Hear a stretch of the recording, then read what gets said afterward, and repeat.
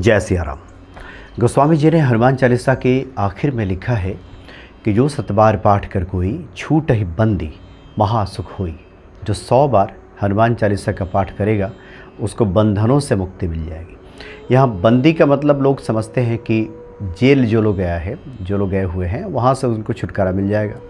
Court कचहरी में जो लोग फंसे हैं वहाँ से मुक्ति मिल जाएगी, क्योंकि तुलसीदास जी ने उस वक्त लिखा था जिस वक्त वो जेल में थे। जिसका एक सामान्य अर्थ लोग यही लगाते हैं।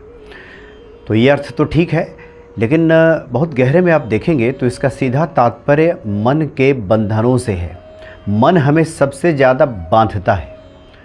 मन बंध भी जाता है, मन बांधता भी है, मन जकड़ता भी है, जकड़ भी जाता है कहीं। और जब तक यहाँ से मुक्ति नहीं मिलती, यहाँ के इस बंधन से मन जब तक छूटता नहीं है, तब तक हनुमान चालीसा का फल हमें प्राप्त नहीं होता।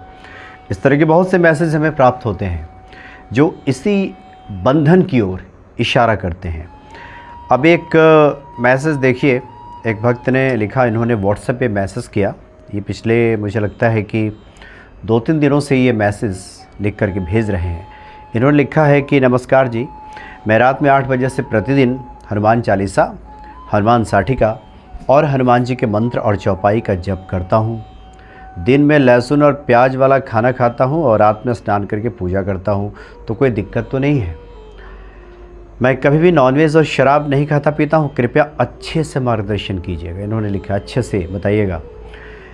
दिन में लहसुन प्याज खाते हैं, रात में नहा लेते हैं, उसके बाद हनुमान चालीसा का पाठ करते हैं, नॉनवेज नहीं खाते, शराब का सेवन नहीं करते। इन्होंने साफ लिख दिया है।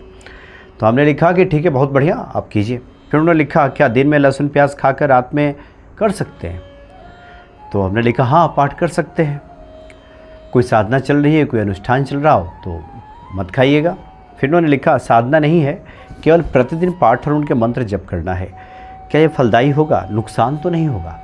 यानी अगर इस पूरे मैसेज को देखा जाए तो एक जगह जा कर के मन अटक गया है।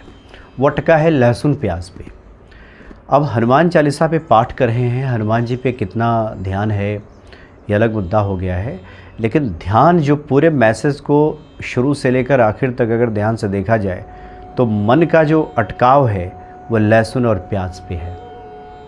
क्योंकि शुरू से जिस प्रकार से हमारा मन संस्कारित होता है, जिस प्रकार से इस मन में जो बातें गहरे बैठाई जाती हैं, उसे अनुरूप ये कार्य करता है। कोई व्यक्ति जब भक्ति में उतरता है या उसे कोई पाठ जब बताया जाता है तो पाठ के भावार्थ से ज़्यादा बाह्य चीज़ों में उस व्यक्ति का ध्यान ज़्यादा अटकता है। लहसुन खाएं कि नहीं, प्याज खाएं कि नहीं, ये वाला खाना खाएं कि वो वाला खाना खाएं, सुबह खाएं कि शाम को खाएं, इन सब बातों में ज़्यादा मन अटकता है। और जिन बातों से हमारा मन ज़्यादा संस्कारित है, किसी वजह से भयभीत है, अगर कोई दूसरा व्यक्ति उसको कह दे कि नहीं आप दिन में लहसुन प्याज खाते हैं तो कोई दिक्कत नहीं है, आप अनुष्ठान नहीं कर रहे हैं, तो रात में हनुमान चालीसा का पाठ कीजिए, तो उसे लगेगा कि कहीं कुछ हम गलत तो नहीं कर रहे हैं। बताने वाले बता तो दिया है कि ठीक है, आप सुबह खाते हैं, कोई दिक्कत नहीं है, रात में आप पाठ कीजिए। तो उस व्यक्ति का जो मन है वहीं जा कर के अटका रहेगा। उसे लगेगा कि उसने लहसुन प्याज खा लिया है, इसकी वजह से हनुमान जी सुन नहीं रहे, इसकी वजह से उसकी मनोकामना पूरी नहीं हो रही है। और नतीजा ये होता है कि अपने ही मन में वो बंट जाता है।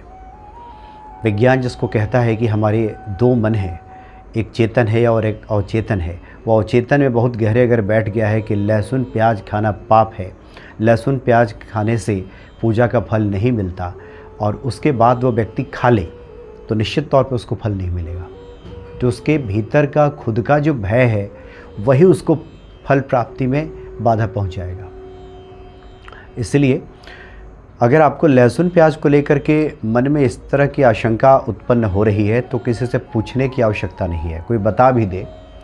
अब जैसे हमने कहा कि ठीक है, आप अनुष्ठान करते हो 11 दिन 21 दिन का, तो लहसुन प्याज छोड़िए, परहेज़ कीजिए। बहुत सारी चीज़ों की जो परहेज़ की आवश्यकता है वो तो करना होगा, क्योंकि कर्म कांड के कुछ नियम हैं।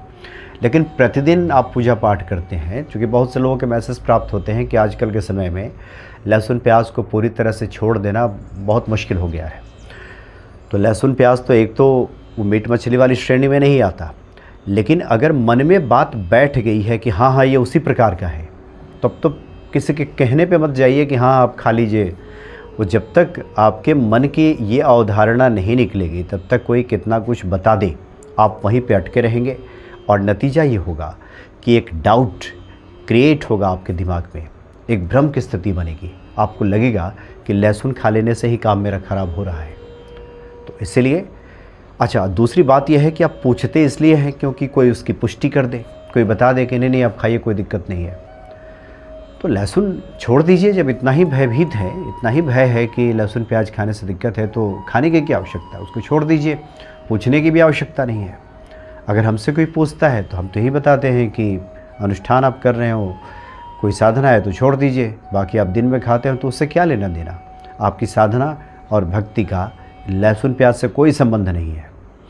आपकी मनोकामना पूर्ति का लहसुन प्याज से कोई संबंध नहीं है, मन के आपके विश्वास से है। अगर ये लहसुन प्याज विश्वास को खंडित कर रहा है, रोक रहा है, बाधा कर रहा है, बाधा दे रहा है, और आप शुरू से उससे संस्कारित हैं, लहसुन प्याज को लेकर के मन में ये बातें अगर बैठी हुई हैं कि ये ठीक नहीं होता, तो फिर आप खाएंगे तो फिर आपको दिक्कत होगी, फिर आपको फल नहीं मिलेगा। तो ये मन का जो बंधन है, ये भी हनुमान चालीसा दूर करता है। गलत विश्वासों के साथ जो हम जी रहे होते हैं, एक गलत विश्वास जो हमने पकड़ लिया है, झूठे विश्वासों के साथ भी व्यक्ति जीता है। लहसुन प्याज में कोई बुराई नहीं है। लहसुन प्याज आप खाते हैं दिन में और रात में हनुमान चालीसा करेंगे तो इसमें क्या दिक्कत है, कहीं कोई परेशानी नहीं है। लेकिन आप उस परिवार से आते हो जहाँ पे लहसुन प्याज शुरू से ही वर्जित है, कोई खाता ही नहीं है। लहसुन प्याज को खाना ठीक नहीं माना जाता। तो आप जब खाएंगे तो फिर ये आपके ही भीतर का जो भय है आपको जीने नहीं देगा, आपको परेशान करेगा, आपको बाधा पहुंचा देगा। अगर इसको हम कर्मकांड की दृष्टि से देखें तो ये भी कहीं वर्जित नहीं है कि आप प्रतिदिन की पूजा कर रहे हो, आप नियमित आपकी दिनचर्या है, लहसुन प्याज आपने खा लिया तो कोई बड़ी मुश्किल हो गई। सिर्फ अनुष्ठान में छोड़िए। इसलिए जो आपने बार बार ये पूछा है कि कोई दिक्कत तो नहीं हो जाएगी कोई, तो आपकी बातों से लग रहा है कि आपको दिक्कत हो सकती है। इसलिए पहले लहसुन प्याज के बारे में पूरी जानकारी इकट्ठी कीजिए। लहसुन क्या है, प्याज क्या है। अब चूँकि कथाओं में लोग सुनते हैं कि राहु केतु सर धड़ से अलग किया था भगवान विष्णु ने, तो उसके बाद उससे उत्पत्ति प्याज की हुई, लहसुन की हुई, ये सब बातें व्यक्ति सुनता है। तो अगर ये बातें मन में घर कर गई हैं तो फिर कोई आवश्यकता नहीं है खाने की, इसको छोड़ दीजिए। तो ये जो मन है हमारे बंधन का कारण बन जाता है। मन में कुछ बातें अगर बंध गई हैं, जकड़ गई हैं, तो वो हमें पूजा का प्रतिफल लेने में मुश्किल स्थिति पैदा कर देता है और फिर वो फल हमें नहीं मिलता। इसलिए जो लोग हनुमान चालीसा का पाठ करते हैं, हनुमान जी जब कृपा करते हैं तो चीज़ों को हम सही रूप में देखना शुरू करते हैं।